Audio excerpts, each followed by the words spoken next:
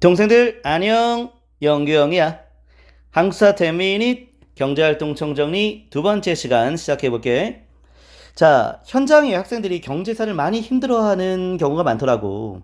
그런데 경제사 힘든 이유가 낯설고 익숙하지 않기 때문에 그런 건데, 우리 경제사 문제의 두 가지의 방향이 있잖아. 그 방향을 우리가 기억하면서 학습하면 되잖아. 바로 그 두 가지 방향은 뭐였냐면, 경제사는 바로 어느 시대의 상황인가, 시대상을 물어보거나 또 하나, 바로 특징을 파악하는 문제를 낸다. 이렇게 하면 되겠잖아. 특히 이 특징을 파악하는 문제를 해결하기 위해서는 용어에 대한 정확한 이해가 필요했지. 자, 그래서 용어에 대한 이해를 하면서 그렇게 학습하면 좋을 것 같아.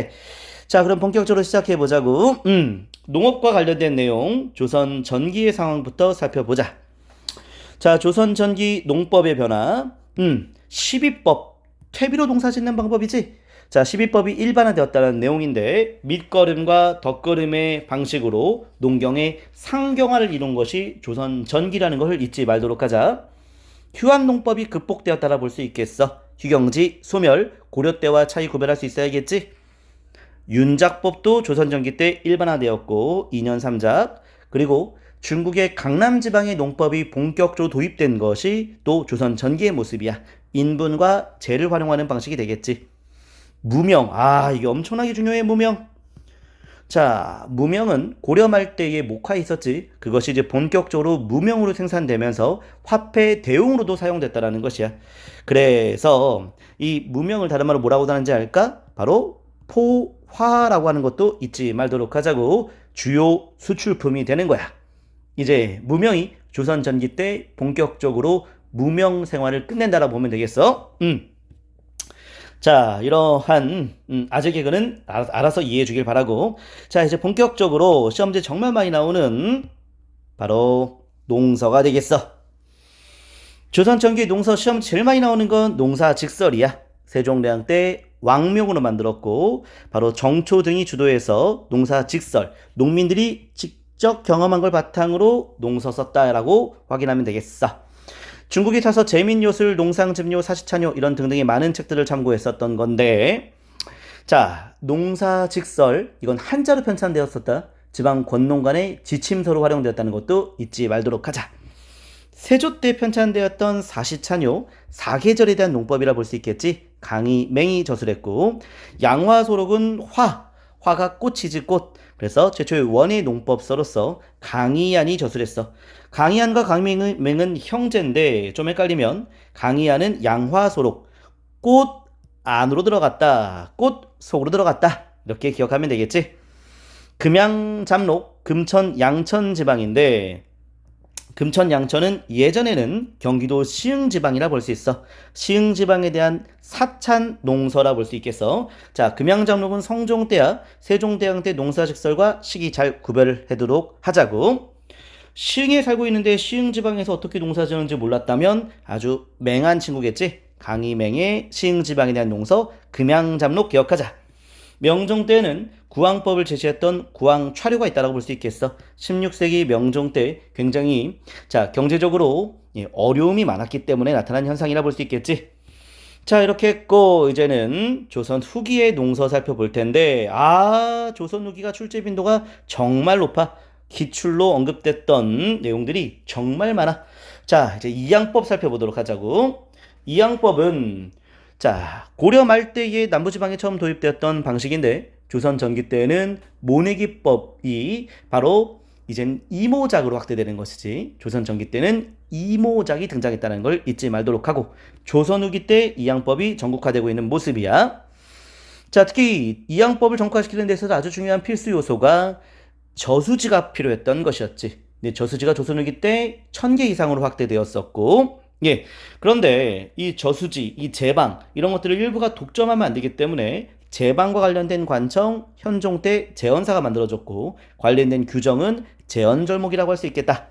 정조 때 제헌절목이 제정되었다는 것도 잊지 말도록 하고, 이양법을 전국화시키는 데 있어서 아주 큰 기여했던 책은 효종 때 신속이 저술했던 농가집성이 되겠어. 자, 이 농가집성은 조선 후기를 대표하는 농서야. 이양법을 전국화시켰으니까 아주 의미가 크지. 신속이 아주 신속하게 농가집성을 전국화시켰다라고 기억하면 될까? 자, 이 양법은 일부 분홍이 넓은 영토를 경작하는 광작 경영이 나타나게 되었고, 그래서 이 토지가 없는 농민들은 도시 유민으로 전락하는 농민층의 분화 현상이 나타나는 결과로도 이어졌다는 것을 잊지 말도록 하고, 자, 쌀의 수요가 증가하게 되면서 쌀만 생산하는 쌀의 단적화 경향이 나타나기도 했고, 그래서 밭을 논으로 바꾸는 현상도 활발했다라고 얘기할 수 있겠어. 자, 이 양법은 기본적으로 모내기 바로 그리고 이모작이 가능했다라 볼 수 있는데, 이 이모작 바로 보리와 쌀 생산이 가능하다 볼 수 있겠지.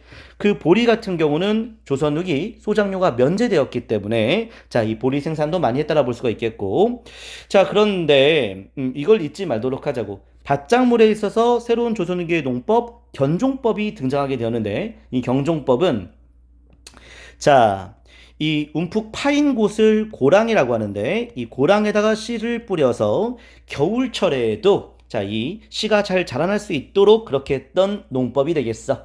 밭작물에 있어서의 이 견종법이 밭 농사에 있어서 큰 변화를 가져다 줬다라고 얘기할 수 있겠고, 자, 그리고 그 밖에 담배, 고추, 면화, 호박, 감자 등등 다양한 상품 작물 재배가 확대된 것은 이거는 장시의 확대하고도 관련이 있겠지. 자, 그렇게 했고, 자, 그 다음에 구황 작물로서는 18세기 일본에서 도입되었던 고구마가 있고 19세기 청나라에서 도입되었던 감자를 잊지 말도록 하자. 자, 그리고 조선 후기에 특히 농업 관련된 서적에서는 제일 중요한 게 농가 집성이라고 우리가 배웠는데, 말고도 다양한 책들이 있어. 자, 출제 빈도에 따라서 얘기를 좀 해보면, 자, 제일 중요한 건 박지원의 관홍소초. 박지원은 중상실학자지만 농업에 대한 관심도 많았다라고 볼 수 있겠지. 한민면정이 한민명전의 편에 바로 한전론이 소개되어 있고, 그 한전론은 토지 소유의 상한선을 설정했다는 것을 우리가 실학할 때 다시 한번 다뤄보도록 할 거고, 자, 그리고 이제 서우수가 해동농서 정조 때 왕명으로 만들어졌고, 서유구의 임원경제지는 농업 백과사전인데 그 백과사전의 둔전 바로 국가의 시범 농장에 대한 내용이 소개되었다라는 거야. 특히 임원경제지는 농업 백과사전이었고 서우수와 서유구는 아버지와 아들 부자 관계라고 잊지 말도록 하자.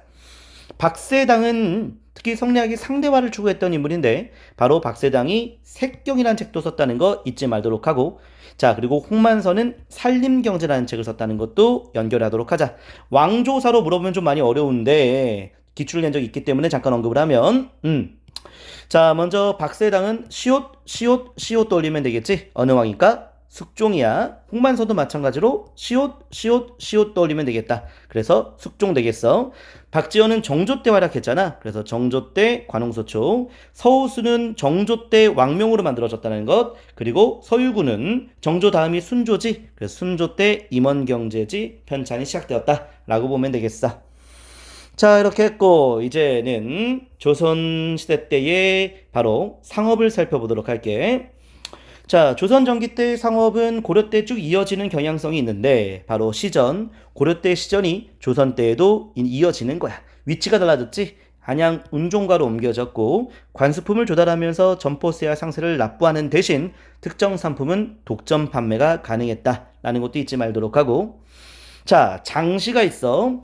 장시는 15세기 남부지방에 자, 이 전라도 일대에서 처음 등장한 걸로 볼 수 있어. 장시는 정기시야, 정기시. 자, 성종 때 이 정기시, 장시가 등장했다라 볼 수가 있는데 이 장시에서 활동하는 상인들이 바로 보부상이야. 그래서 보부상이 장시를 하나의 유통망으로 연계했다라고 볼 수가 있겠어. 이 장시는 점차 확대돼서 16세기 때 전국화되었다라고 얘기할 수 있겠지. 자, 이제 조선 후기. 자, 조선 후기 때의 시전의 특징 살펴보도록 하자고. 자, 특정 상품 6개의 필수품을 판매하는 유기전, 바로 시전이 독점했다 볼 수 있고, 시전 말고 시전이 판매해야 될 물건들을 자, 바로 서울, 자, 이 한양도성 외곽에서 판매하는 난전들이 있었어.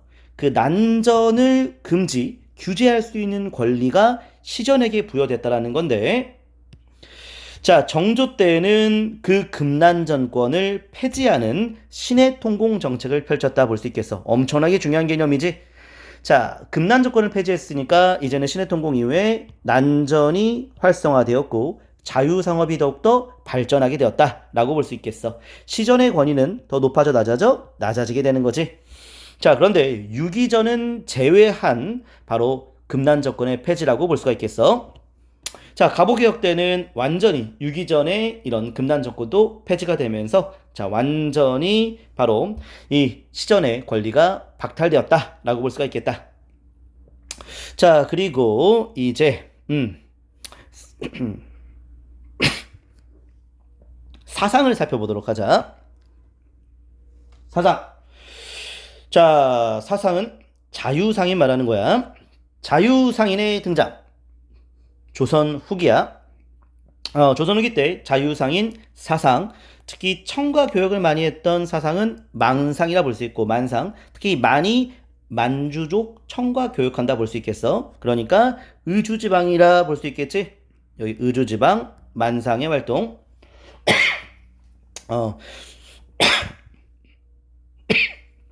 아우 조금 기침이 있어도 살짝 이해해 주길 바래. 자, 그리고 평양에서는 유상이 있었고 그 다음에 개성지방에서는 송상이 있었어. 송상, 예전엔 송악이라 불렀잖아. 송악, 개성지방의 송상. 인삼을 많이 재배했었고 전국적인 지점이 있었는데 그 지점을 송방이라 했고 특히 만상과 내상 사이에 중개하는 역할을 바로 송상이 했다는 것도 잊지 말도록 하자. 동네에는 내상, 당연히 누가 교역하겠어? 일본과 교역한다라 보면 되겠지? 그렇게 했고. 자, 그리고 이 장씨가 점차 17세기 때는 오일장으로 발전, 그리고 상설시장화 된다는 것도 우리가 기억하면 좋을 것 같고. 자, 그리고 이제 사상 중에 우리 아직 언급하지 않았던 사상이 바로 경강상인이 있어. 한강 유역 중심으로 조세를 운반했고 특히 선박건조 등으로 많은 부를 축적했지. 자, 이렇게 점점 부가 축적되면서 경강상인은 더 많은 돈을 벌기 위해서 이 쌀의 이 판매를 잠깐 중단하고 쌀을 축적하면서 자, 이 쌀의 가격을 올리는 도구 활동을 했다는 것도 잊지 말도록 하자고. 19세기 순조 때. 자, 그리고 이연과 칠패 대표적인 난전이라 볼 수 있는데 신해통공 이후에 바로 이들의 활동은 더욱더 활성화되었다는 것도 우리 아까 언급했지. 포구에서 활동하는 상인들을 객주여각이라 그래. 포구는 강과 강에서 배들이 잠깐 그 강 어귀에서 머물게 되잖아. 그치? 큰 배가 머무는 그 강 어귀가 바로 포구가 되는데 그 포구는 규모가 매우 컸어. 이 배 위에서 장사하는 그런 선상들이 굉장히 규모가 컸기 때문에 그렇지. 그래서 그들이 머무는 숙박, 금융, 매매 이런 활동들을 객주 여각들이 하면서 많은 부를 축적했다 볼 수 있겠고. 자, 그래서 이 포구에서는 큰 장이 열리는 그런 현상도 있었다라고 잊지 말도록 하자고. 자, 그 다음에 이제 우리 수공업을 살펴보도록 할게. 수공업은 조선 전기는 아주 간단해. 자, 국가에서 직접 수공 물품을 관리했었지. 그래서 외공장은 지방에, 경공장은 중앙에 있는 광영 수공업자를 말하는 거야. 그런데 점점점 정부가 통제를 못하는 16세기 때부터 부역제가 해이해졌고, 자, 대동법 실시 이후부터는 도시의 인구가 증가하면서 수공업 수요도 증가하게 되었고 또 상품화폐 경제가 조선후기 때부터 발달하면서 물건을 이제는 수공업 물품을 사들이는 그런 현상이 확대되었다 볼 수가 있겠어. 자, 조선후기 때의 납포장이라는 개념은 뭐냐면 장인세, 포를 납부했기 때문에 이제는 자, 국가로부터 통제를 받지 않는다라는 거야. 부역이 면제되는 그러한 수공업을 말하는 거고 납포장. 자, 이제 점차 납포장이 조선 후기 때 확대되는 현상으로 이어지게 돼. 자, 그리고 이제 선대제 수공업이 등장했다고 볼 수 있는데 선대제 수공업. 여러분들 이 화살표는 오해하지 말게 납포장이 선대제 수공업으로 바뀌었다는 것이 아니라 등장 순서라 볼 수 있겠어. 이 납포장도 그렇고 선대제도 그렇고 조선 후기 때 계속 확대되는 현상이야. 선대제 수공업자들은 자, 이 당시 수공업자들이 처음부터 돈이 있는 건 아니기 때문에 상인 자본한테 바로 돈을 꿔서 그 상업자본가한테 돈을 꿔서 그 돈만큼 제품을 생산한 다음에 납품하는 형태를 말하는 거지. 그래서 아직은 상업자본의 예속화되었다는 것을 잊지 말도록 하자. 자, 수공업이 완벽하게 자기만의 물건을 이제 판매하기 위해서는 바로 자본의 독립이 이루어져야 되는데 이 자본의 독립이 이제 본격적으로 나타나게 되는 거야. 조선후기 때. 자, 이 독립수공업의 독립은 자본의 독립을 말하는 것이지. 자, 그래서 수공업자들이 한 군데에 많이 모이게 되는데 철을 많이 생산하는 곳이 철점, 사기를 많이 생산하는 곳은 사기점이 되는 것이야. 이렇게 많이 모이는 곳을 점촌이라고 할 수 있겠어. 자, 그리고 유명무실했던 공장안 관영수공업자의 명단이라고 볼 수 있겠지. 그 관영수공업자 명단은 이제 의미가 없어지게 되면서 정조 때에는 그 공장안을 완전히 폐지하는 정책을 펼쳤다라고 볼 수 있겠어. 조선후기는 전반적으로 민영수공업이 발달했다라고 볼 수 있는데, 자, 민영수공업이 발달하는 과정에서 나오는 용어들, 납포장, 선대제, 그리고 독립수공업 이런 용어들에 대한 이해를 잘 하면 좋을 것 같아. 예, 수고하셨습니다.